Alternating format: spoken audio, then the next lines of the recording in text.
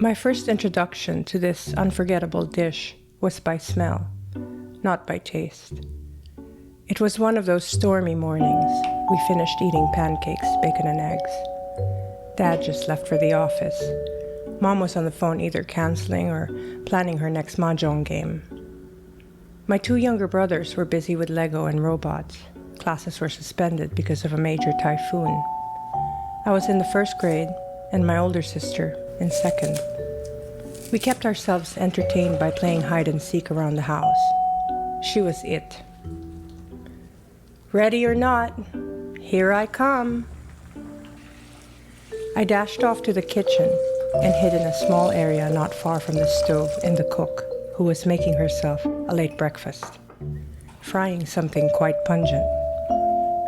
She shooed me away in fear of me getting splattered with oil.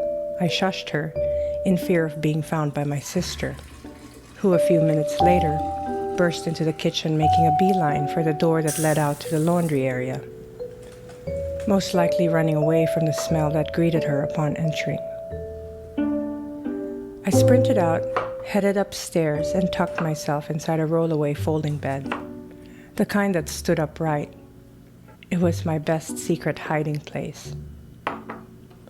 While comfortably sandwiched inside the mattress, my thoughts kept wandering back to that smell that permeated the kitchen, realizing it had followed me all the way upstairs. The smell and my sister. Hey, Stinky. Tag, you're it.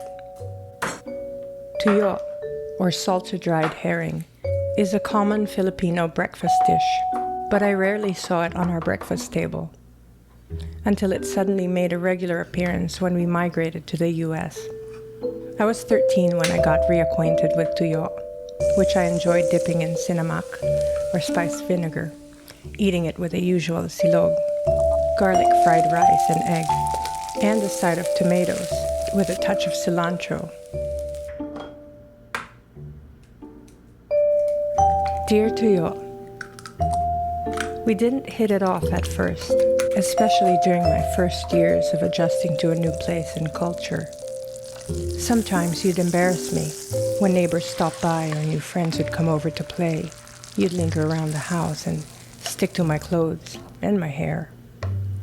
As I got older, you got wiser and became a sneaky third wheel, latching onto a jacket or winter coat, even putting off some suitors. I'd feel guilty about being so self-conscious of this tiny piece of dried fish. But over time, you brought comfort, a sense of home. When I moved back to the motherland at the start of my 20s, you were part of my many adventures on land and at sea. I shared you in meals with warm-hearted locals I met while working or exploring islands and beautiful places. Once, while on location in a shanty town, we filmed inside someone's home. I felt lonely seeing you as the only meal. I counted myself lucky for having options, but who was I to judge? They seemed happy and content with something so simple as just you and a heap of rice.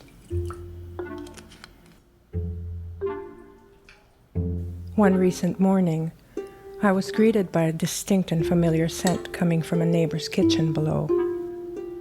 I immediately recognized it and thought of that stormy day so many moons ago. Looking back, I think it was really you that I was playing hide and seek with that morning.